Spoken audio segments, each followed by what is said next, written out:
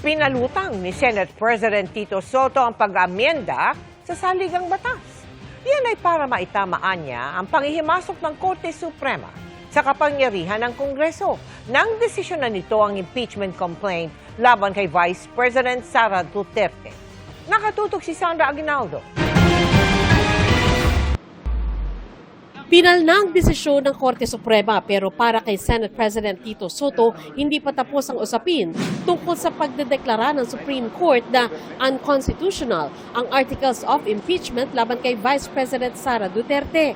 Aniya, kakausapin niya ang liderato ng House of Representatives kung ano pa ang maaring gawin sa aniyay pagkakamali sa desisyon ng Korte Suprema na nagpahirap umano sa proseso ng impeachment.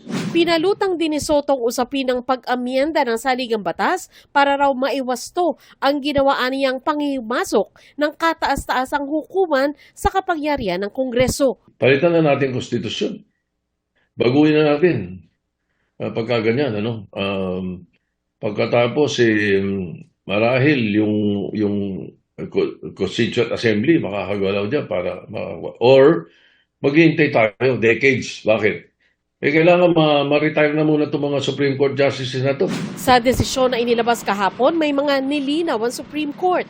Una, ang unang 3 impeachment complaints laban kay Vice President Duterte ay hindi raw inilagay sa order of business ng Kamara sa loob ng nakatakdang 10 session days dahil ang dapat daw sundin sa pagbibilang ng araw ay simpleng calendar days o literal na bawat araw na nakasesyon ng Kongreso. Ang sinunod kasing bilang ng Kamara sa isang session day mula sa pagbubukas ng sesyon hanggang sa i-adjourn ito.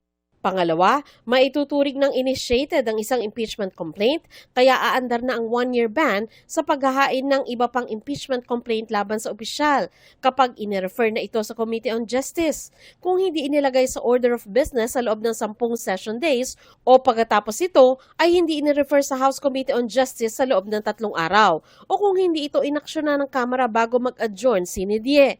Ang ika-4 na impeachment complaint noon laban sa bise, hindi na dumaan sa Committee on Justice at direktang ipinadala sa Senado dahil suportado ito ng mahigit 1/3 ng mga kongresista, alinsunod sa probisyon ng saligang batas. Dati sinabi ng Supreme Court na dapat binigyan ang bise ng pagkakataon na sagutin ang mga paratang bago inirefer sa Senado. Pero sa bagong resolusyon, nilinaw ng Korte na kung ganitong paraan ang gagamitin, ang pagkakataon ng nasa sakdal na magbigay ng panig ay sa paglilitis na mismo sa Senado. Sa desisyon pang isinulat ni Senior Associate Justice Marvic Leonen, sinabi niyang hindi dapat maabuso ang impeachment para mapanatili ang kapangyarihan ng kasakiman sa pamamagitan ng panghiya ng mga nasa matataas na posisyon para mapigilan silang gawin ang kanilang sinumpaang tungkulin.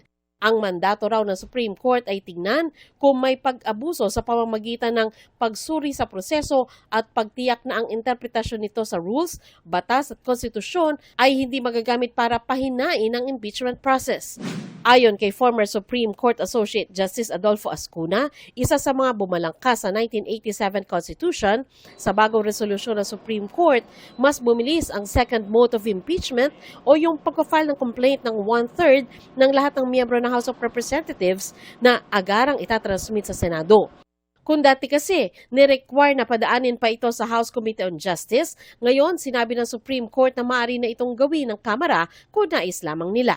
Mas maganda na ngayon at hindi na masyadong mahigpit ang proseso ng impeachment. Tinanggal na yung mga requirements na kailangan magkaroon ng hearing, kailangan magkaroon ng prueba na naintindihan nila yung complaint at saka yung ebidensya. Hindi na kailangan yun.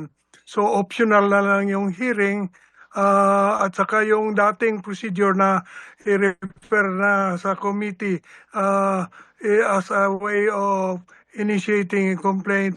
Punto pan Esguna, hindi na rin pwedeng upuan o hindi aksyonan ang impeachment complaint. Over the loophole, when Congress makes ipit the complaint, doesn't refer it to a committee, iniipit lang, and lumampas yung panahon, sabi ng Supreme Court, hindi pwede yon. If you do not refer to committee within the time period and the time lapses, yun, commence na rin yun.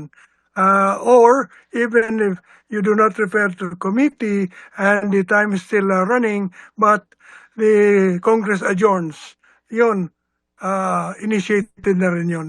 Panukala ni Azcuna, may magagawa pa ang Kongreso sa pamamagitan ng pagpapasa ng rules na naaayon sa posisyon nito. Palagay ko, pwede nilang baguhin yung mga sinabi ng Supreme Court as long as it's consistent with the Constitution.